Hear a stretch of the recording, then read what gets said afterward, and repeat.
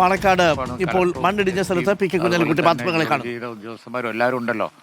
Expert കമ്മിറ്റിയുടെ advice പ്രകാരം ചെയ്യേണ്ട കാര്യമാണ്. അത് വൈകൂല. ഇന്നിപ്പോൾ വലിയ മഴയുടെ വാണിങ്ങുള്ളതല്ലേ, അതൊന്ന് നോക്കേണ്ടി വരും. അത് നോക്കി മഴ മാറിയാൽ ഇതിനുള്ള പരിഹാരം പെർമനൻ്റ് സൊല്യൂഷൻ എന്താണെന്നുള്ളതാണ് നോക്കുന്നത്. ഇവിടെ ഇനി കൺസ്ട്രക്ഷൻ ഒന്നും പറ്റൂല. ഒരുവിധ അത്തരം ആക്ടിവിറ്റീസും ഇവിടെ അനുവദിക്കൂല. ആ കാര്യത്തിൽ യാതൊരു സംശയവുമില്ല. പക്ഷേ എങ്ങനെ സേഫാക്കാം എന്നുള്ളത് അവർ എക്സ്പെർട്ട് കമ്മിറ്റി, കളക്ടർ അതാ പറയുന്നത്, എക്സ്പെർട്ട് കമ്മിറ്റി നോക്കിയിട്ട് പറയാമെന്നാണ് പറയുന്നത്.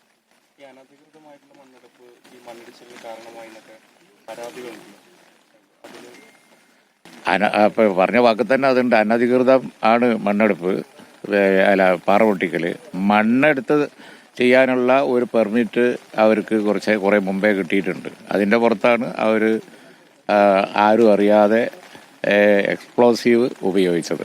അതാണ് ഈ പ്രോബ്ലം മുഴുവൻ ഉണ്ടാക്കിയത്. 2019 ഇവിടെ മണ്ണിടിഞ്ഞ സ്ഥലമാണ്. വീണ്ടും ഇവിടെ ജിയോളജിസ്റ്റ് അടക്കം പരിശോധിച്ച് പാറ പൊട്ടിക്കാൻ അടക്കം എങ്ങനെ പെർമിറ്റ് നൽകിയെന്ന് ഒരു പെർമിറ്റും പാറ പൊട്ടിക്കാൻ കൊടുത്തിട്ടില്ല.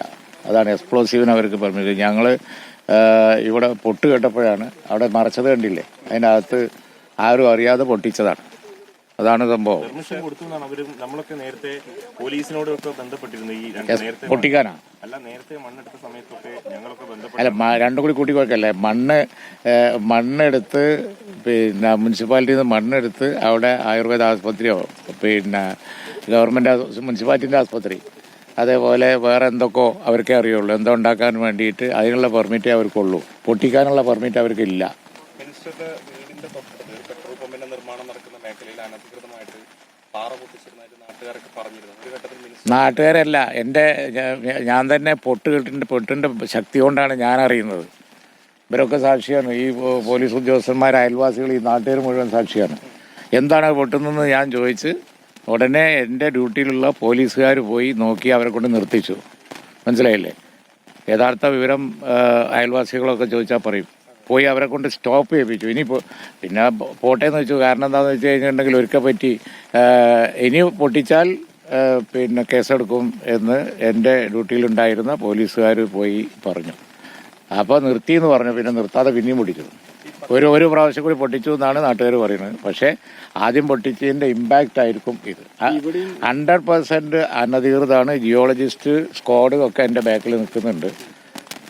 അവരും പറയുന്നത് അനധികൃതമാണ്, പൊട്ടിച്ചിട്ടുണ്ടെങ്കിൽ പൊട്ടിക്കല്. ഇവിടെ മണ്ണെടുക്കാൻ മാത്രമുള്ള പെർമിഷൻ, അതായത് ചെയർപേഴ്സൺ പറഞ്ഞതാണല്ലോ നേരത്തെ. മണ്ണെടുക്കാനും വളരെ ലൈറ്റായിട്ടുള്ള ഒരു ആയുർവേദ ആസ്പത്രിയും പമ്പും അതിനു വേണ്ടിയാണ് അവർ നോക്കിയത്.